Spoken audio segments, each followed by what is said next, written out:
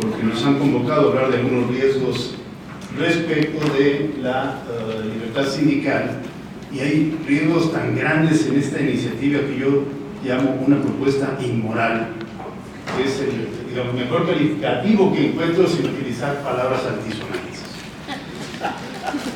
Que no podemos dejar de pasar, como este tema que recién comentó de cambiar indemnizaciones, salarios por UMAS, lo cual puede significar reducir al 5% una indemnización, y además en aquellos casos, y este era el último punto, pero bueno, ya lo tomamos, en aquellos casos donde el trabajador tiene menos culpa que ningún otro, donde no puede tener prácticamente culpa alguna, porque estamos hablando de suspensión de las relaciones de trabajo, estamos hablando de terminación colectiva de las relaciones de trabajo, el reajuste, qué fácil va a ser, si esto prospera para un patrón inventarse que el trabajador va a ser cambiado por una máquina, y así darle 4 meses y 20 días por año, parece mucho, pero de una cantidad menor al salario mínimo. Es indignante, es inmoral.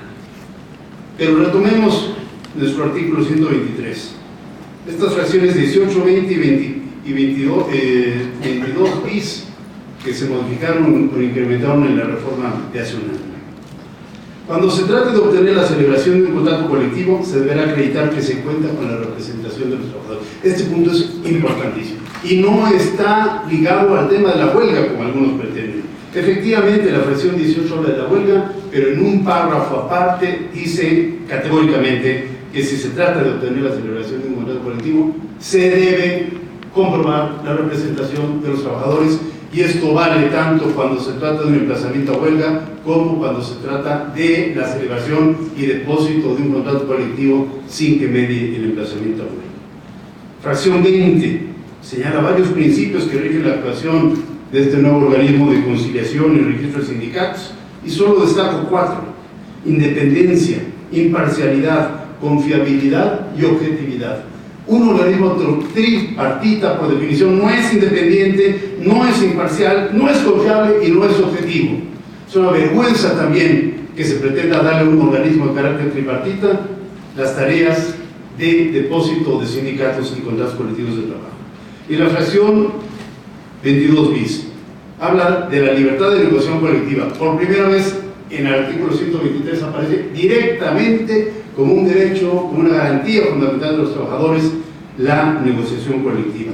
Obliga a respetar la representatividad de los sindicatos y exige que la solicitud de celebración de un contrato colectivo de trabajo y en la elección de dirigentes se lleve a cabo a través del voto de los trabajadores de forma personal, libre y secreta, que efectivamente se les olvidó en la propuesta de esta inmoral iniciativa.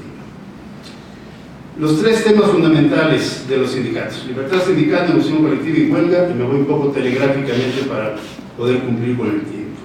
En cuanto a libertad sindical, ya lo dijimos, encomienda el registro de los sindicatos a un organismo tripartita que no puede cumplir con los requisitos, con las condiciones que ya estableció el marco constitucional, y que además es presidido por una persona que designa al presidente de la República de 3 incondicionales, el señor, y si el Senado rechaza los 3, pues mandará otros 3 incondicionales. ¿Ustedes creen que no tiene 6 incondicionales el presidente de la República? ¿No se dan cuenta de lo que ha pasado en la Suprema Corte de Justicia de la Nación con este mismito sistema? Perdón, pero hoy tenemos una segunda sala de la Suprema Corte que está dispuesta a pasar por alto la propia Constitución, no defenderla como dicen sus anuncios, con tal de respaldar las políticas y los intereses del gobierno federal. Hay excepciones también en la Corte, pero son excepciones. Dispone además que para otorgar el registro de un sindicato se debe cumplir lo establecido en los estatutos, lo cual también permite, como lo ha hecho toda la vida la Secretaría de Trabajo, meterle mano a los estatutos e interpretar de la forma más conveniente los estatutos para rechazar el registro de un sindicato o de una directiva. En cuanto a la negociación colectiva, ya se habló también de que hay que acreditar la representación de los trabajadores, pero solamente en los emplazamientos a huelga. Se habló también, lo dijo el doctor Bouzas, que se prohíbe dividir un contrato colectivo para los diferentes gremios, lo que facilita hacer mis contratos de protección con un sindicato de industria o empresa, y que luego el gremio de pilotos, que es el caso más sonado y el más claro de todos, no pueda celebrar su propio contrato colectivo de trabajo, a pesar de que la propia ley del trabajo establece los contratos por gremio. La constancia de registro debe mencionar el ámbito de actuación sindical, lo cual constriñe todavía más a que los sindicatos solo pueden hacer aquello para los cuales se les otorgó el registro. Limita los conflictos colectivos de naturaleza económica a los casos en que existen contratos colectivos o contratos ley. De esto se ha hablado poco. Hoy los conflictos colectivos los pueden plantear los trabajadores no sindicalizados.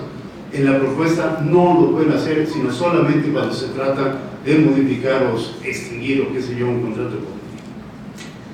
Para demandar la titularidad de un contrato colectivo se exige comprobar de antemano la representación de los trabajadores. Bueno, si ya probé la representación de los trabajadores, entonces ya para qué diablos queremos un recuento, si ya se acreditó lo fundamental que es que el sindicato representa a los trabajadores.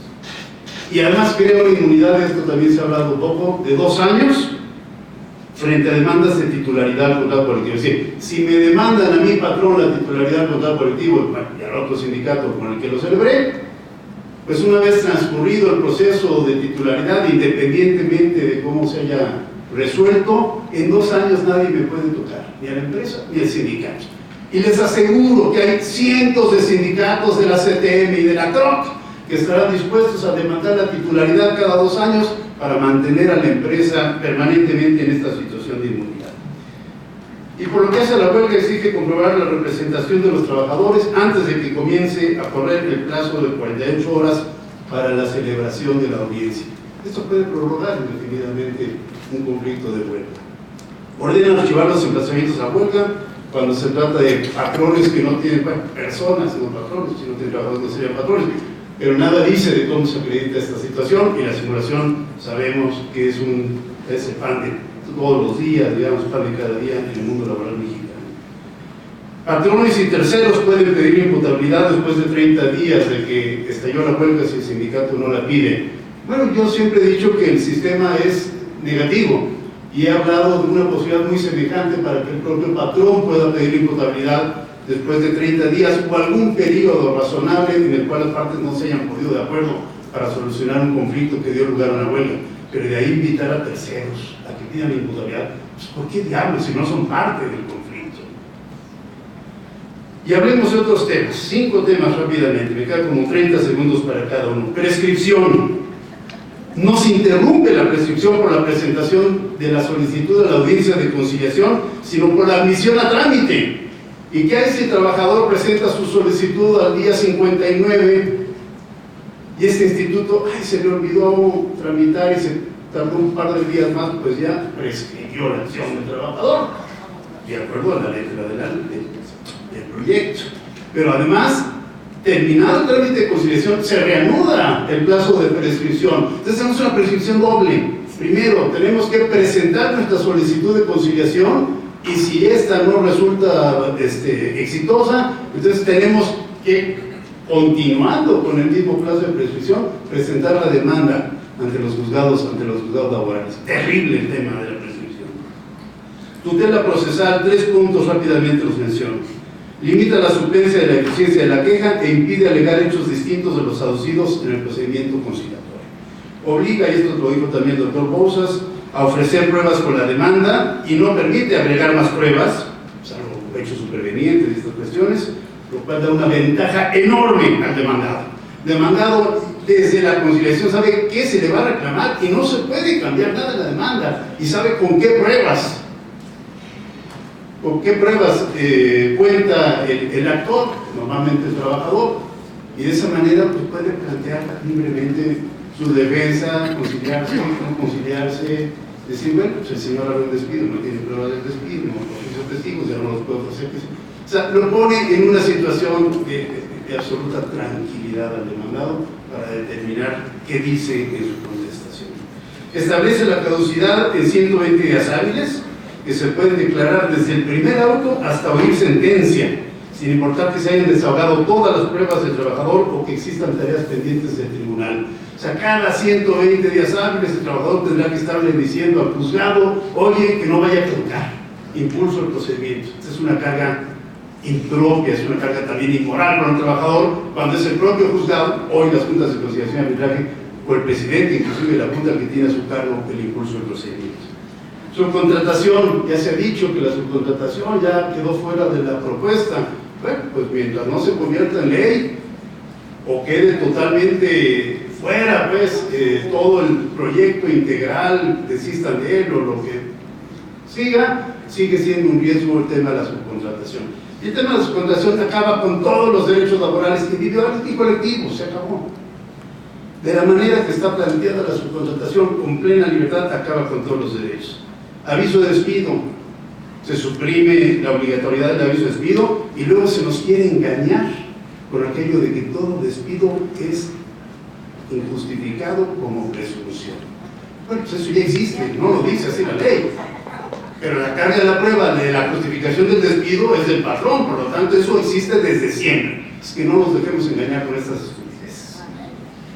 Y finalmente, en indemnizaciones, que esto ya lo tocamos, ya lo tocó el doctor Bouzas, y que Manuel Fuentes, quien hablará más tarde, tiene un artículo estupendo acerca de ello. Pagar las indemnizaciones con una cantidad menor al salario mínimo es inhumano.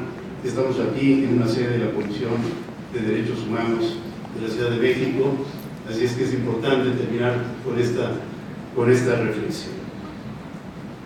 Lo de la vacatio legis siempre me ha asustado. No me gusta tener 5 años más de juntas de conciliación y arbitraje, se los digo con todo esto. Tampoco me gusta incumplir con una constitución que dice que las juntas tienen que entregar los expedientes a los nuevos tribunales.